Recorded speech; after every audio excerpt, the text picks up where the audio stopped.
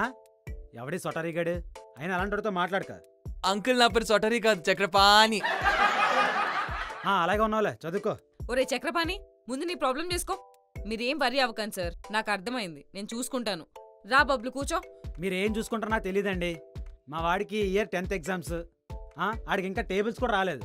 అదేంటి సార్ అలా అంటారు? మొన్నే కదా అందరికీ కూర్చోబెట్టి 20 వరకు టేబుల్స్ అని చెప్పించాను. నేర్పించారా? రేయ్ 13 సార్ ఎంతరా? అంటే డాడీ టీచర్ 10 టేబుల్ దాకే నేర్పించారు. చూసారా అది. అయినా ఈ జనరేషన్ అంటే ఎలా ఉండాలండి? అసలు దూసుకెళ్ళిపోవాలి. మీరేం వరి అవ్వకండి సార్, నేను చూసుకుంటాను. మీ బాధ నాకు అర్థమైంది. మీరు కూడా నా బాధ అర్థం చేసుకుని ఫీజు. మీరు మాత్రం 4 డిజిట్ ఫీజు తీసుకోండి. వీడు మాత్రం సింగిల్ డిజిట్ మార్కులు తీసుకొస్తాడు. ఈ ప్రీబోర్డ్లో కనుక అక్కడికి మంచి మార్కులు రాకపోతే మీకు ట్యూషన్ ఫీజే కట్టను.